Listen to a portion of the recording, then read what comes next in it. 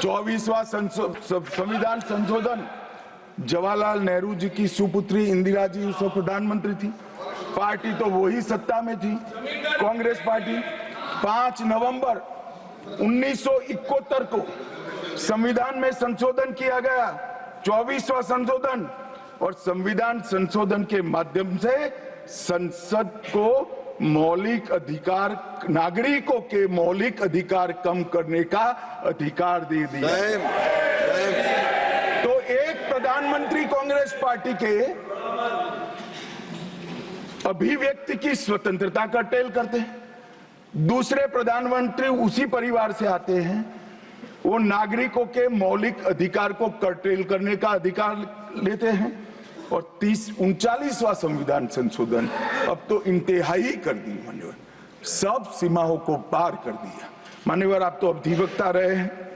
10 अगस्त 1975 का वो दिन हमारे संविधान के इतिहास में बहुत, जब भी जिक्र होगा काले अक्षरों से ही इसका जिक्र करना पड़ेगा। उस वक्त 39वां संविधान संशोधन आया मान्यवर। 39वां संविधान संशोधन क्या था? इंदिरा गांधी जी के चुनाव को इलाहाबाद हाईकोर्ट ने अमान्य घोषित कर दिया। अभी कुछ नहीं है, ईवीएम ले लेकर घूमते हैं, हारते हैं और ईवीएम ले लेकर, ईवीएम ने हरा दिया, ईवीएम ने हरा दिया, ईवीएम ने हरा दिया। सुप्रीम कोर्ट ने 24 बार ईवीएम की अर्जी नकार दी। चुनाव आयोग ने 3 दिन ईवीएम 10 से 5 बजे तक रखा कि भाई कोई हैक कर बताए। कोई नहीं गया, सुप्रीम कोर्ट में कोई नहीं गया। और हारते हैं तो ईवीएम का दोष निकालते। मान्यवर, एक ही समय, एक ही दिन 2 परिणाम घोषित। एक महाराष्ट्र में सुपड़ा साफ हो गया, जो जनादेश के साथ द्रोह किया था, इसका दंड महाराष्ट्र की जनता ने दिया और दूरबीन लेकर दिखाई नहीं पड़ते। और उसी दिन वो झारखंड में जीते। तो महाराष्ट्र में ईवीएम खराब है और झारखंड में टप से जाकर नए कपड़े पहनकर शपथ ले ली। अरे भाई, जरा तो शर्म करो, जनता देख रही है। एक जगह ईवीएम सही है, एक जगह ईवीएम खराब है। मान्यवर, ऐसा कैसे हो सकता है?